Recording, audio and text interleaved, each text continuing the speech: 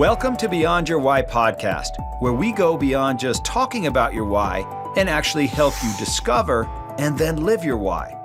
You see, we believe that knowing your why, that driving force behind every decision you make and every action you take, is the essential first step to really knowing yourself. It allows you to move forward faster and have a bigger impact.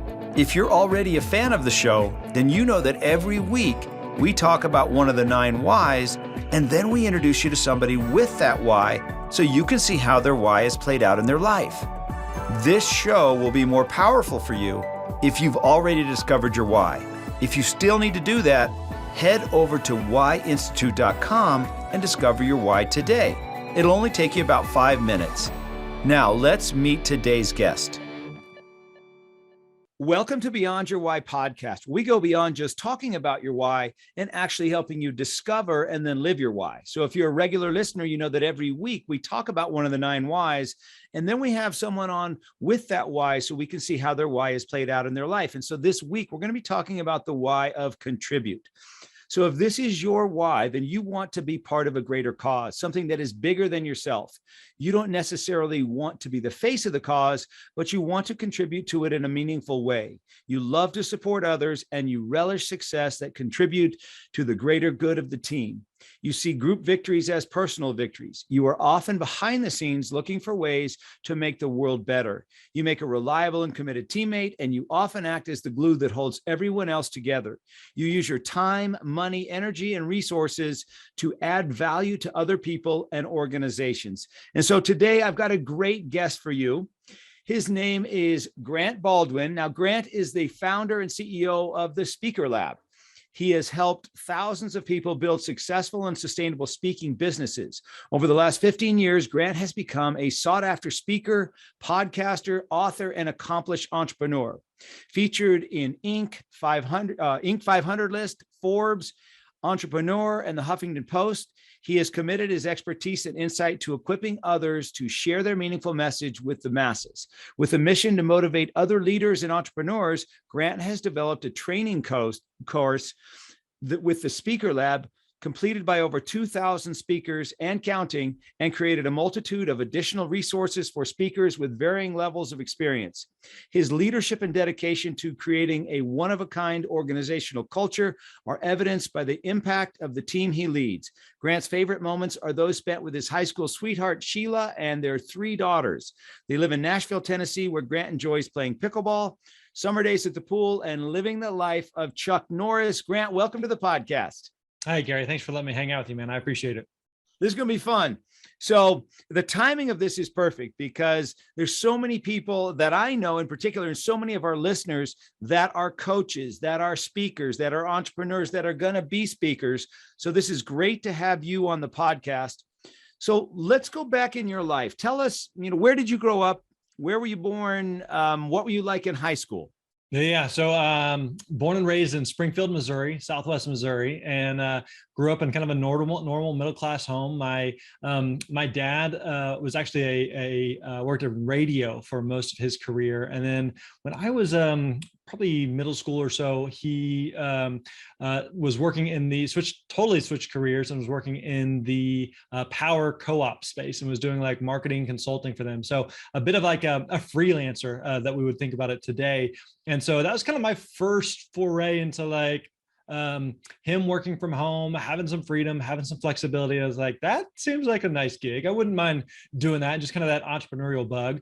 My mom has been in healthcare her entire profession.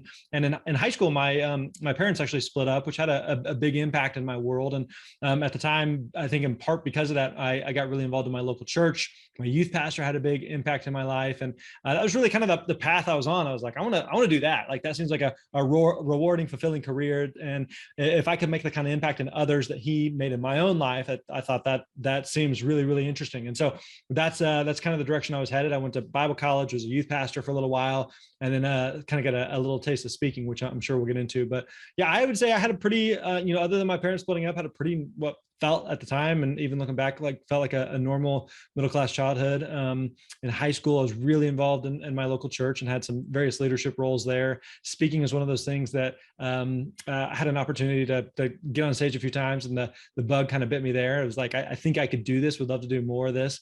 Even in college, I worked for a guy who was a full-time speaker. So kind of got to see a little bit behind the scenes of what that was like. But yeah, there were some highs and lows to childhood and high school life, but everything led to this moment, and so I'm happy with how things have turned out.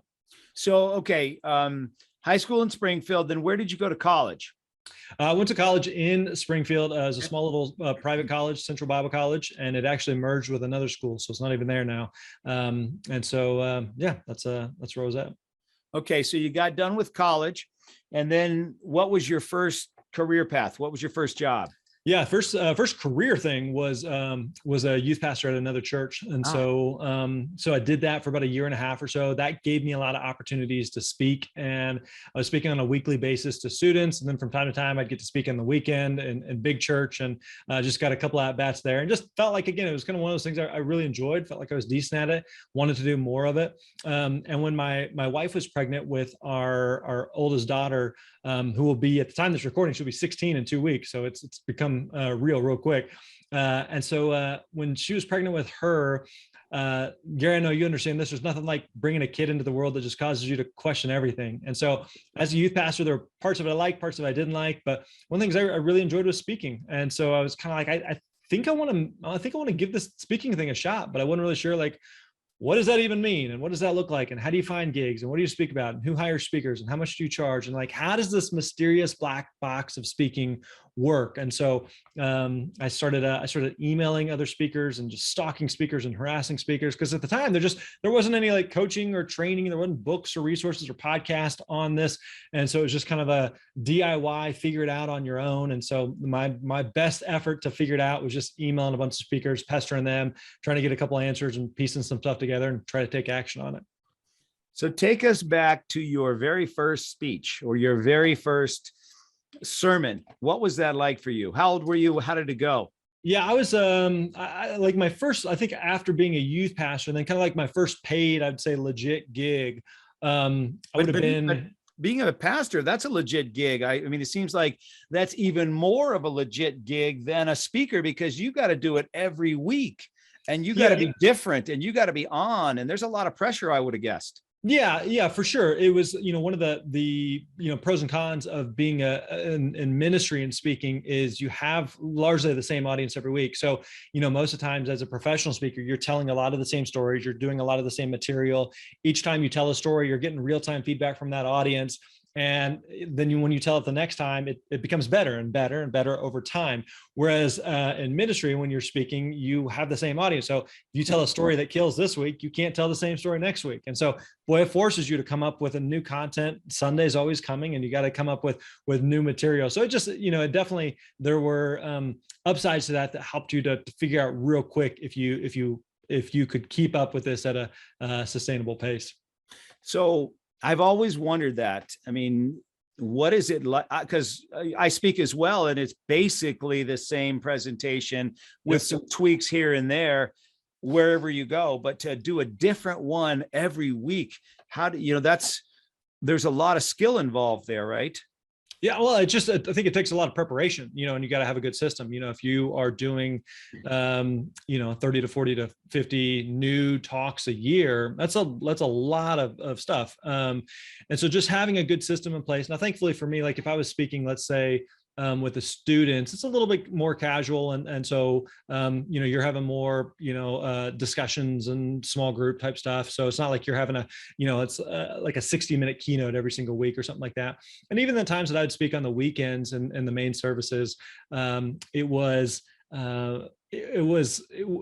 like I was speaking every single week. So I might speak, 5-6 times a year. And so that was, even though it was having to be 5 or 6 new talks, it wasn't like, week after week after week where you're trying to come up with something new. But, I always knew kind of what my schedule was. So I knew, hey, something, Sunday's coming and 2 months and I got to have something to say, and kind of here's what the series is, or here's what the topic is.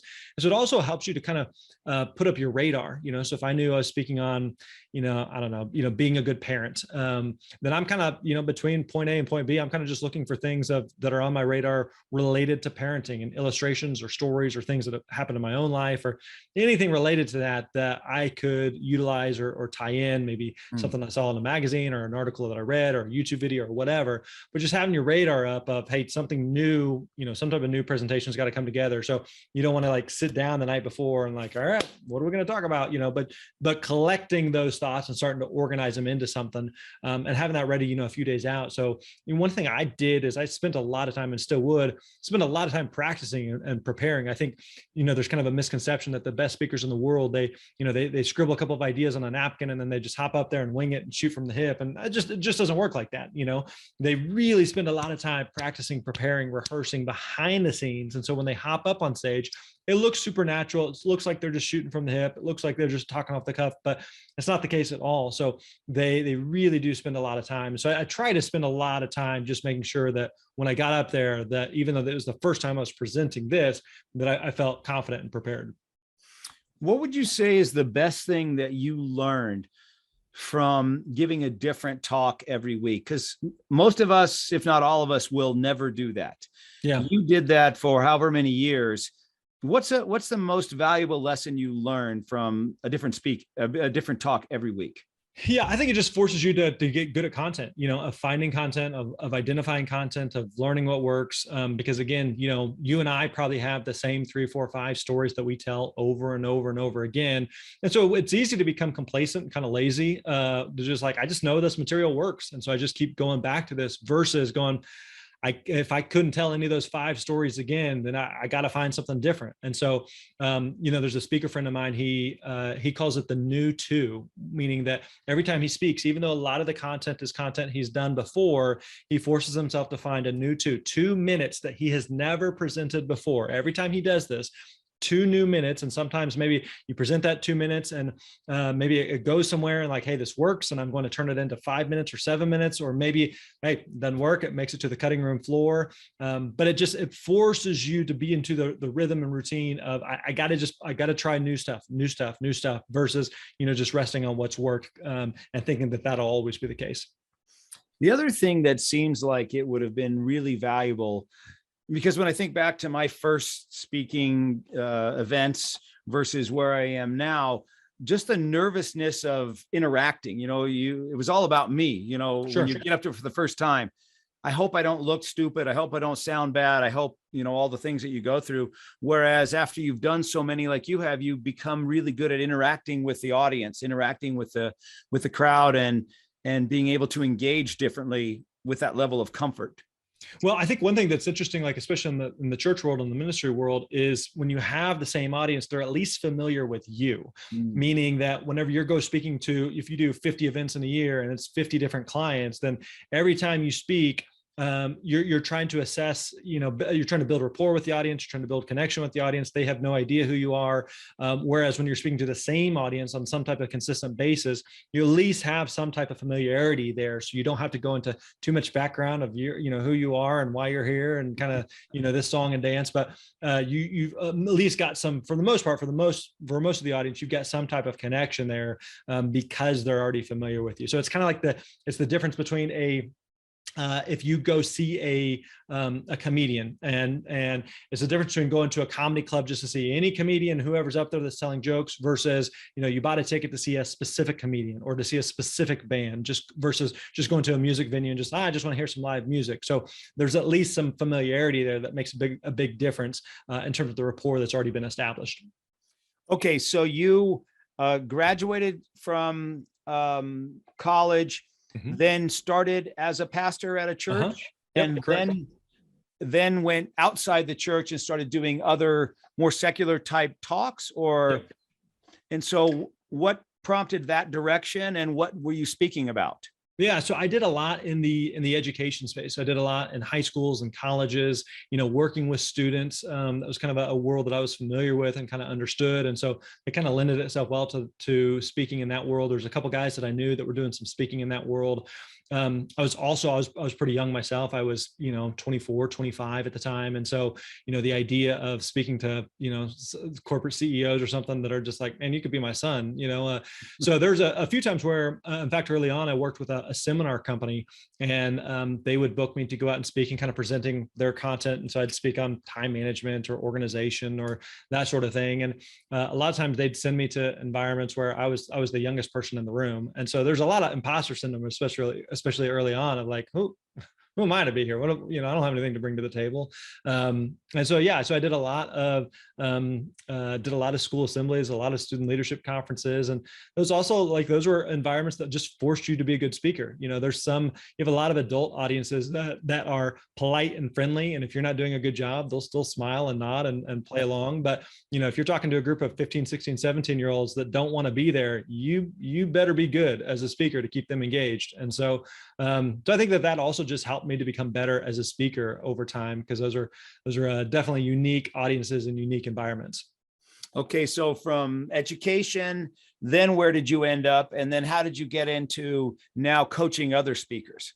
Yeah, so I was a full-time speaker for several years. The first year or so, you're doing 20 or 30 events, and then 20 to 30 to 40 events, and 40 to 50. And eventually got to a point where I was doing about 70 gigs a year, and really, really enjoyed it. It was a lot of fun. The nature of speaking is that it's a high-paying manual labor job, in that I would get paid really, really well to stand on stage and talk. But the nature of it was I had to leave my family. I had to get on a plane. I had to go somewhere. It's kind of like a surgeon. A surgeon makes really good money, but the nature of surgery is you got to show up and do surgery. And so I felt like I had a good job, but I didn't necessarily have a business. There was kind of limited flexibility. And so it's kind of like, well, now what? What do I do from here on? And there was really the only way to broaden your impact or your reach or your income is you either have to do more gigs or you have to charge more. And I was already at the upper limit of what I felt comfortable charging in that particular industry, in the education space, and I didn't necessarily want to be on the road anymore. So it's kind of like, all right, well now what? And so at the time, I started noticing more, it's just probably 2013, 2014, started noticing more podcasts and online training and just kind of this online business world. And at the time, I had a lot of people who were asking me and saying, hey, I want to be a speaker. How would I go about doing that? And a lot of times what would happen is people would use the phrase, and we've probably both said this phrase to other people as well, is how did you get into that? People would ask, how did you get into that? And so what I decided to do is, at the time, I was doing a lot of speaking around the topic of careers, helping people think through, figure out what they wanted to do with life, especially, high school, college students. And so I started a podcast called How Did You Get Into That, where we were interviewing just interesting, unique people who had crazy careers. So a guy who was a Lego master builder, one of the top Lego builders in the world, a guy who was worked for Nike and worked with Michael Jordan designing the Air Jordans, a guy who was an NBA mascot, a lady who was a cheesemonger. She was one of the top cheese experts in the world. So these types of careers where you're talking to people going like, well, I don't necessarily personally want to do that, but it's just fascinating that you make a career from that. How did you get into that? What does that look like? And so did that for a little while. And then again, had a lot of people who were asking me like, hey, how did you get into that? I want to be a speaker. How would I do that? And so at that point, started doing like a little bit of coaching, a little bit of teaching around that, and just really, really enjoyed it. I felt like we were creating a solution to the problem that I had when I got started. There wasn't anyone who was readily available there was no podcast or coaching or training or books or resources about how do I become a speaker? And so we tried to just kind of create some resources that I wish I had when I got started. And so one thing we quickly figured out is there's a lot of people who are interested in speaking, a lot of people who could do this, that just need some help in the next step. So I know for me, when I got started, I felt like I had the potential, but I needed the plan.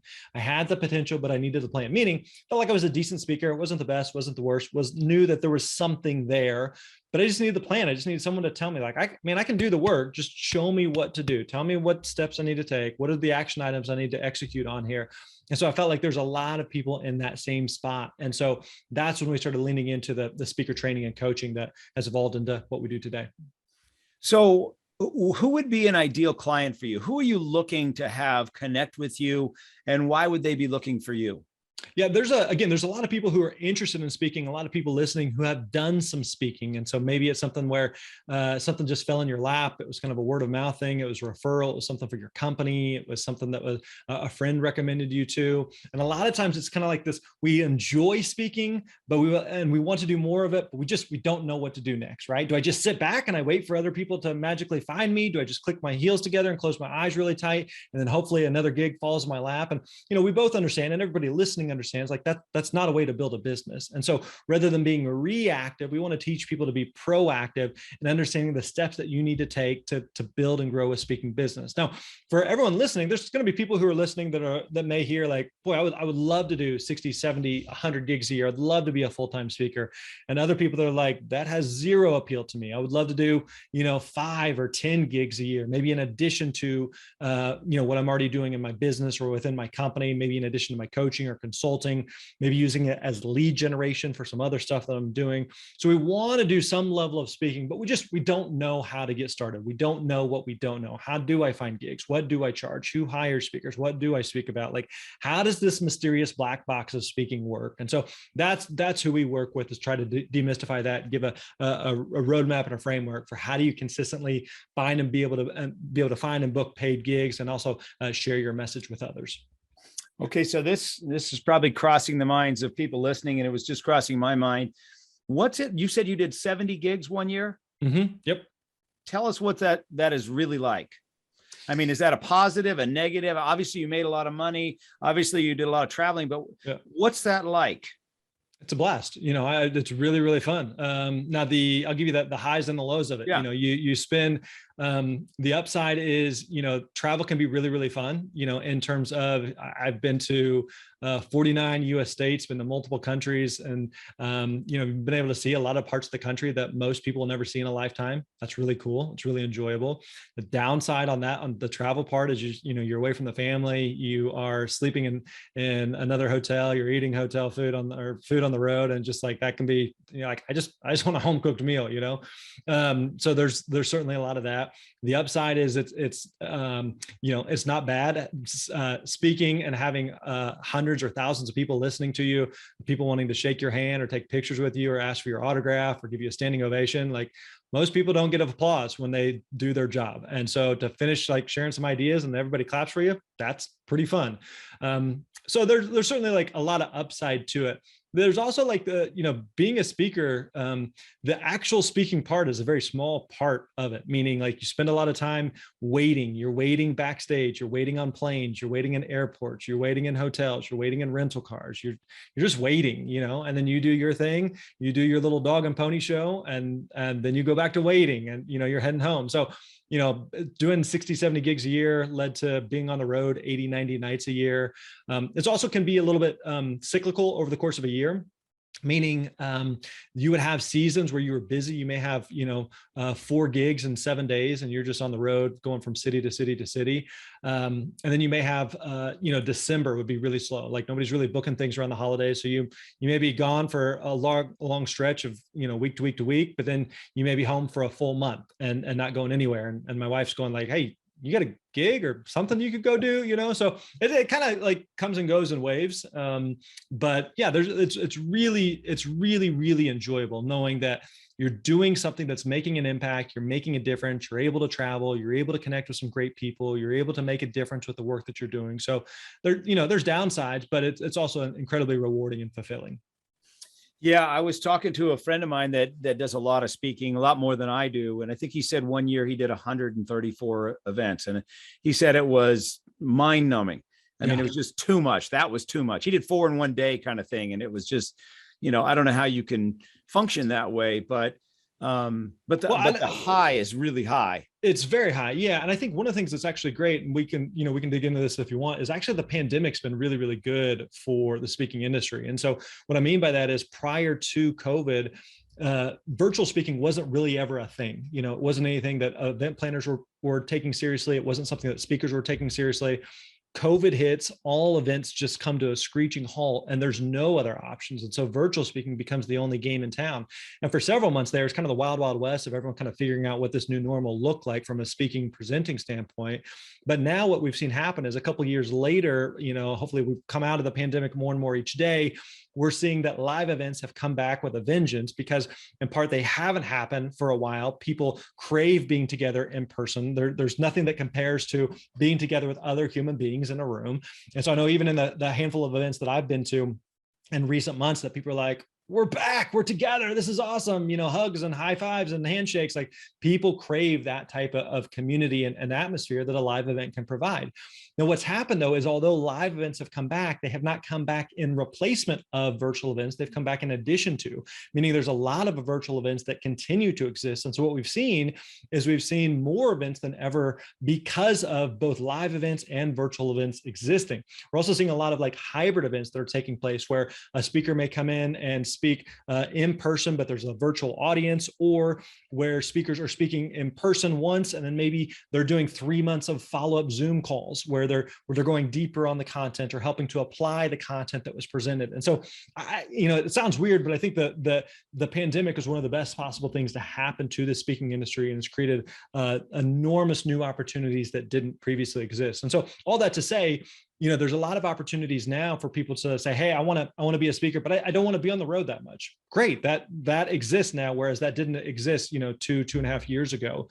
And so there's a lot of speakers who are killing it and doing it while staying home. Now, obviously, again, there's pros and cons, there's trade-offs to virtual speaking versus in-person speaking. But again, point being, there's a lot more opportunities and options that exist today with virtual speaking that didn't previously exist. And that was going to be my next question, which is, what have you noticed to be the difference between virtual speaking and live speaking?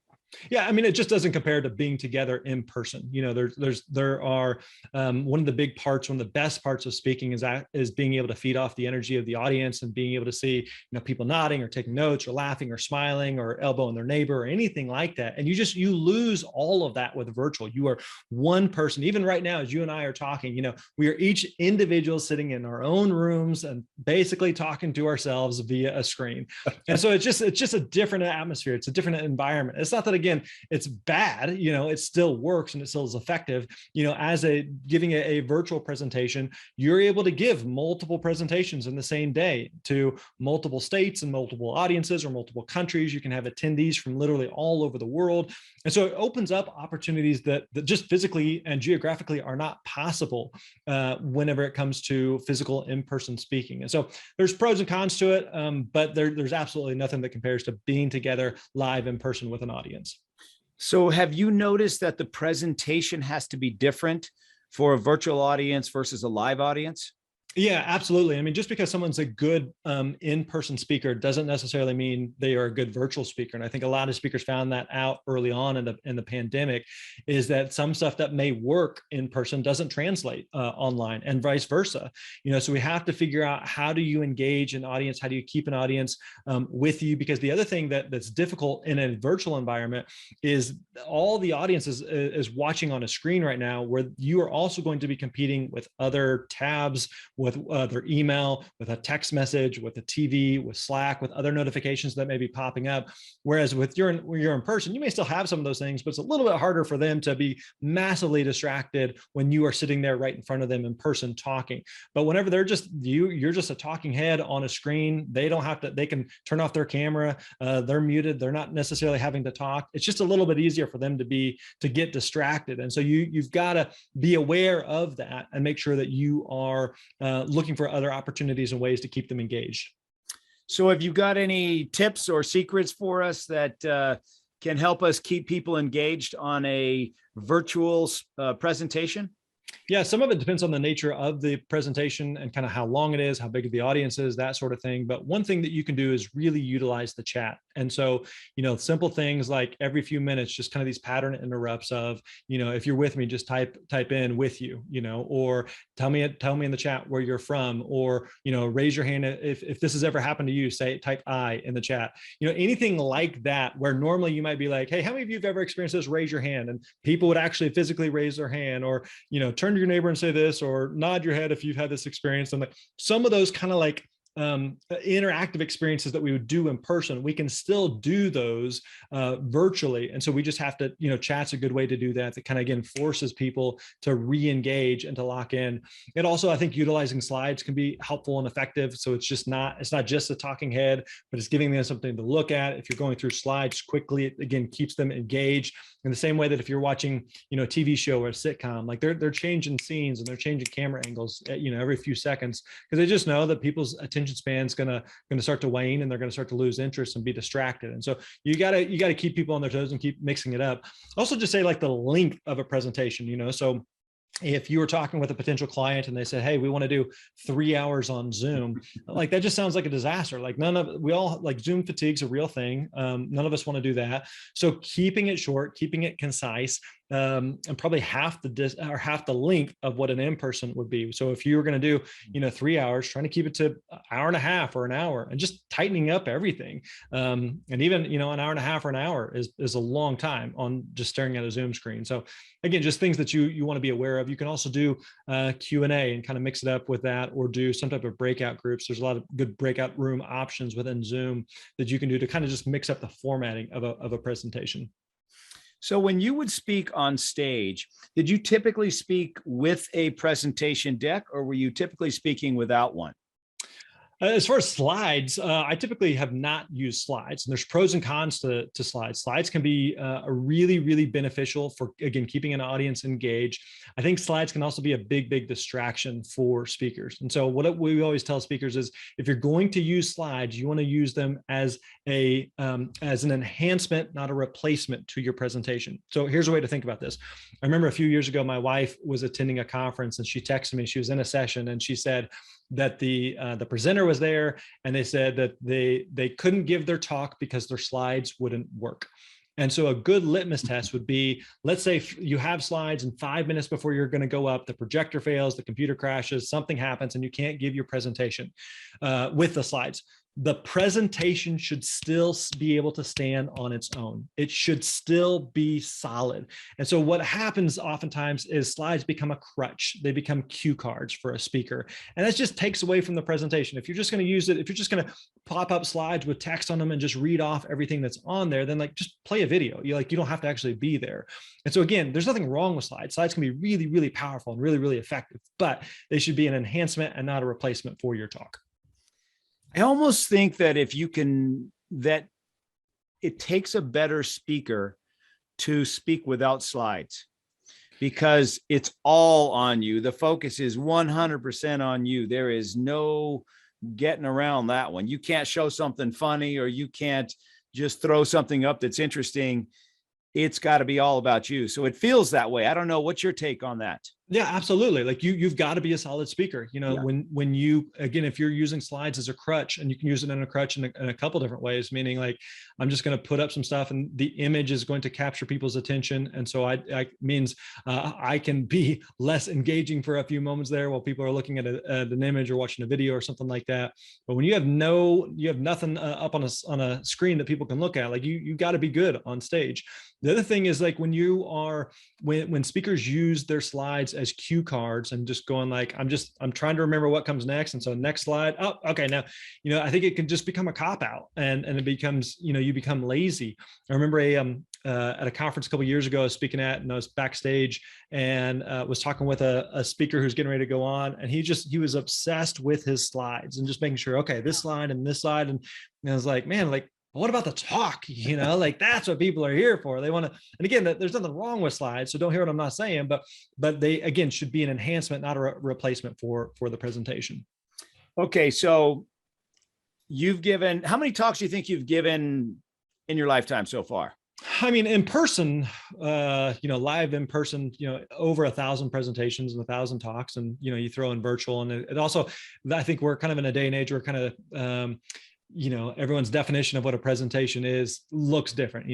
Right now, is this a presentation or webinars or podcast interviews or Facebook Lives or anything like that, versus, what we typically standardly think of a presentation of, it's hired to do a keynote or a workshop and break out in front of this audience. And so, but at this point, a lot of times for sure. A lot. So the reason I'm asking you that is because I'm curious, what percentage of the time when you show up to do a speaking event, let's say live, is there a tech glitch? Something doesn't work, the computer, something doesn't work. How often does that happen? I mean, not often, but it happens for sure, and I think that, those type of moments, I'll give you a couple thoughts. One is like, those moments help you to become a better speaker because something happened outside the norm. And so you got to be able to roll with it. So for example, I'd rarely use slides. And so that was one less variable that I could control that wasn't going to be an issue. But there were times, especially when I was doing a lot of speaking in high schools, where it's not like a high school has a great sound setup or sound system or anything like that. So it wasn't uncommon for a mic to fail or to be staticky or something like that. And there are times, I remember one time I was in a gymnasium with, over 1,000 students, and the mic just goes down and you're kind of looking for some help with some backup batteries or a new mic or something, and no one's really doing anything. And you just kind of like, screw it. And you put the mic down, you just got to kind of yell and project and make it work, and like the show must go on. I'd also say, like, when those moments happen that are outside the norm, I think that a speaker can really utilize that and lean into that, because it's like the idea that everyone loves an inside joke. And one of those things where, like, oh, you had to be there, And so when something happens that is clearly not scripted and not supposed to happen, it creates this moment that we can all laugh about, So for example, I remember a few years ago, speaking at like a conference center, and a dog comes running in, and the dog is just zipping around the room. Well, obviously that's not planned. That was not my dog. I don't know whose dog that was or how it got into the building, but it creates this like raw, real moment of like, you had to be there. We can all laugh about it and joke about it. And then, you move on. So I think as a speaker, when those moments happen, it's a good chance to build this rapport with the audience, but it's also a chance to make some humor, and also just realize, like, okay, this happened outside of my control. How do I address it? Deal with it, do whatever with it, and move on and continue in the presentation.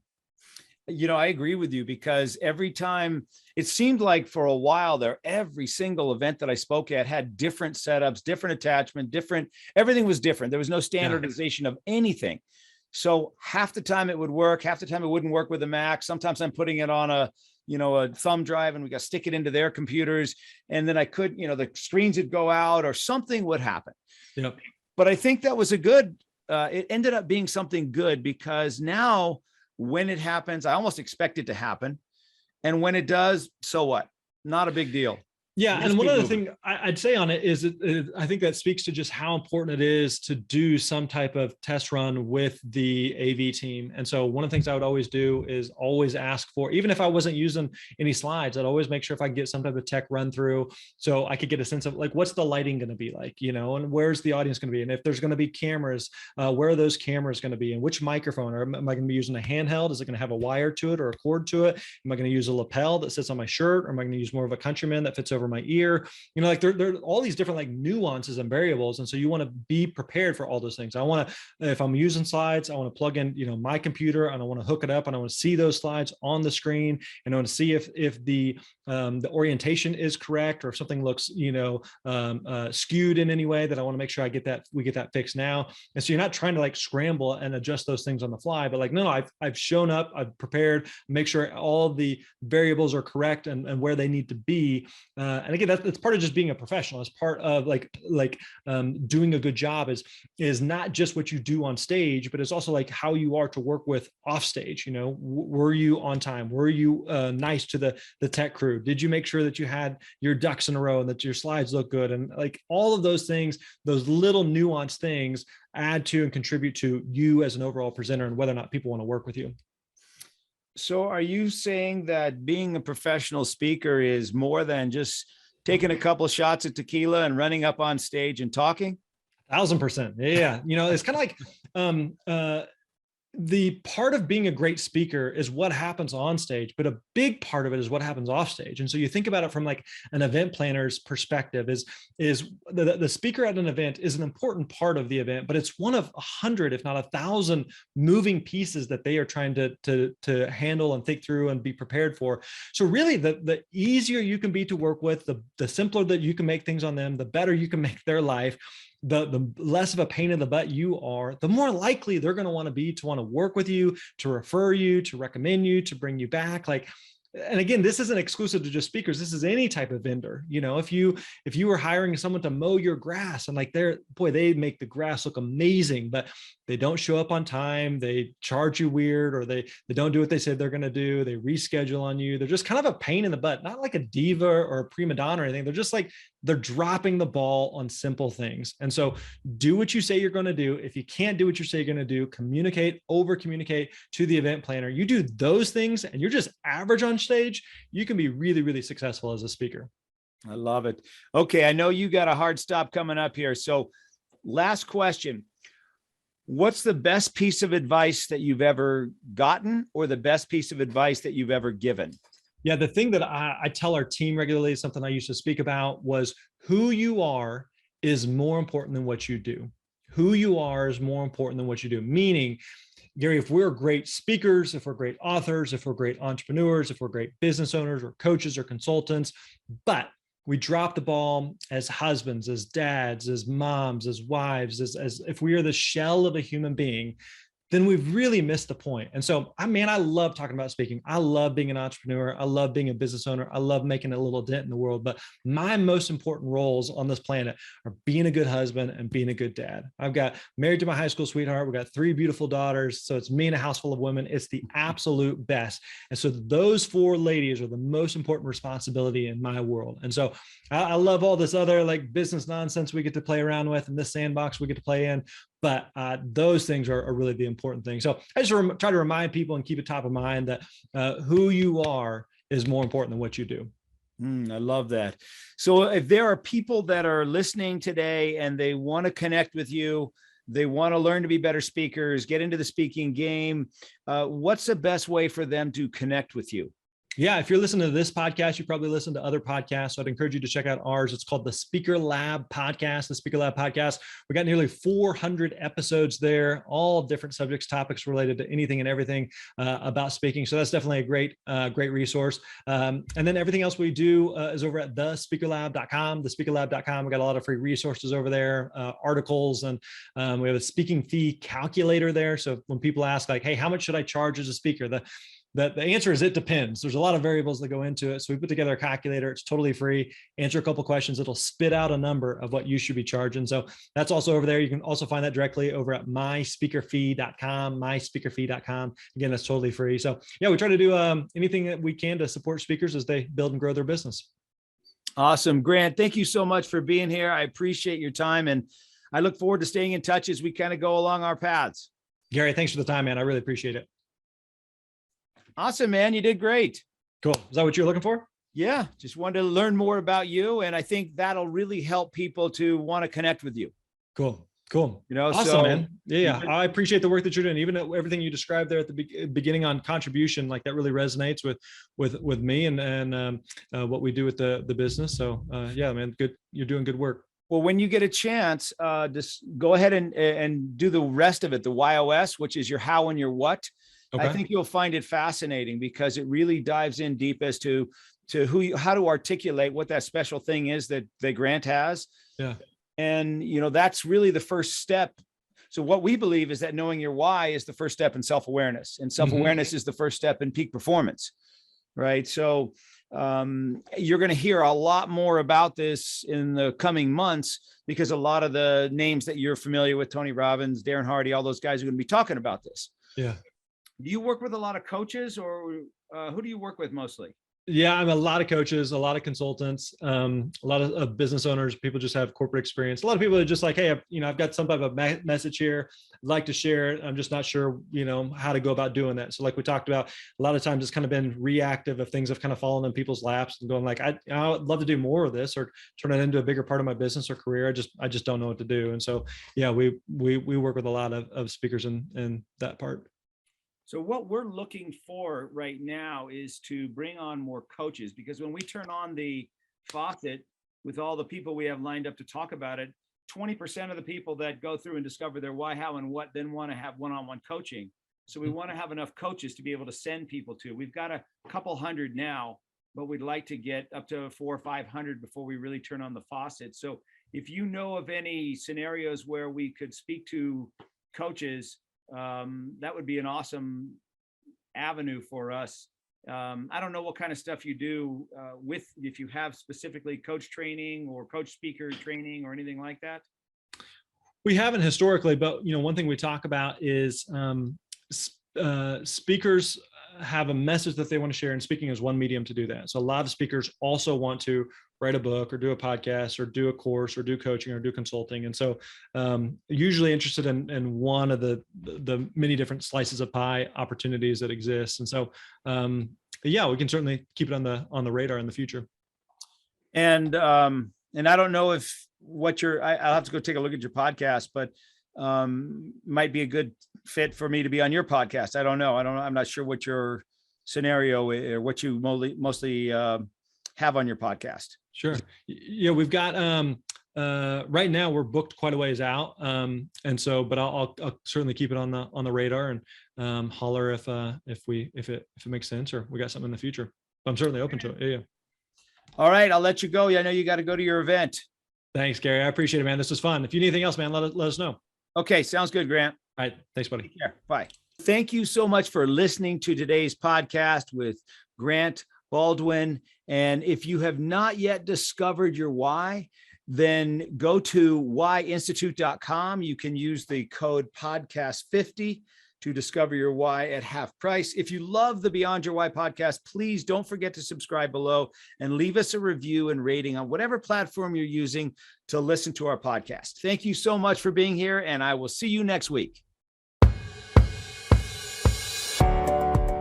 I really hope you enjoyed today's episode and that through today's guest, you heard how important it is to know your why and how impactful it can be in your life and the lives of those around you. Be sure to head over to whyinstitute.com and discover your why today. Remember, the more you know about yourself, the more you'll know about others. I'm Dr. Gary Sanchez, and I'll see you on the next episode.